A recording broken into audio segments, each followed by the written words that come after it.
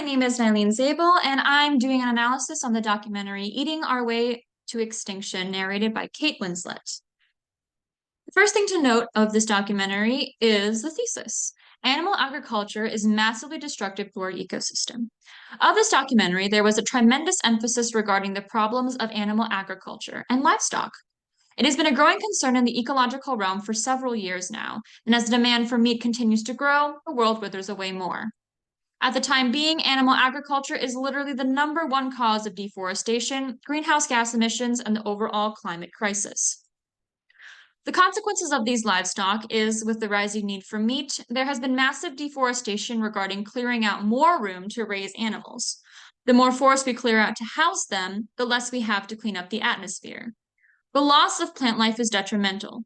In addition to clearing out forest in order to house animals, there is massive deforestation to create larger fields to feed these animals. Most food products, like soy or wheat, go to the animals instead of humans, and the accumulation of pesticides and chemicals for plant husbandry has bled into the ecological systems and caused irreparable damage.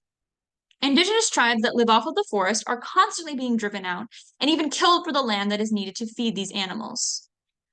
The political points that accompany these detrimental effects are even worse. There is little to no regulation to these livestock companies due to their massive demand with very little regard to waste.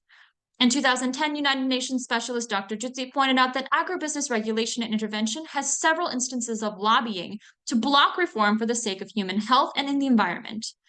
Large companies such as Nestle have been blatantly ignoring the climate problems, with even executives acknowledging the problems and brushing them off in favor of profit.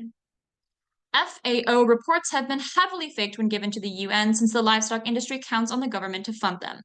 Policies are written to seem better than the reality, and the only benefits go to the industry. You think seafood would be a good alternative, right? No. Though the livestock industry is bleak, nothing compares to aquaculture. The taste for fish is even more detrimental than that of livestock. Dead zones, where the oxygen in the ocean is drained due to algal blooms, have been single-handedly killing off marine life. They are caused by runoff from nitrogen fertilizer for growing feed. And the journal Nature says that we have lost almost 90% of the ocean fish we've had since the 1950s, with the leading cause being overfishing. As the ocean drains of life, fish farms grow in popularity, but they are worse, as the byproduct of these create more methane than livestock.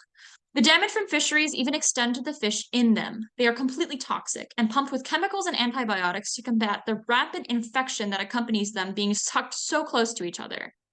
By the time a fish reaches a person's plate, it is unrecognizable physically from other fish due to how drastically altered it's been, and they are essentially fake and plastic. So what do we do about this problem? The only thing that seems able to save people now from total destruction is to switch to a more heavily reliant plant-based diet. The demand for meat has caused most of the problems, but there's not to say that all meat consumption can end. It has to be within reasonable parameters. But there is a lot of unnecessary waste right now produced by these companies, and the presence of plant-based alternatives are growing. Seeking out politicians that are able to do something about these problems and adopting heavier reliance on plant-based diets by each and individual person seems to be the only solution to this growing problem. Thank you, and have a lovely day.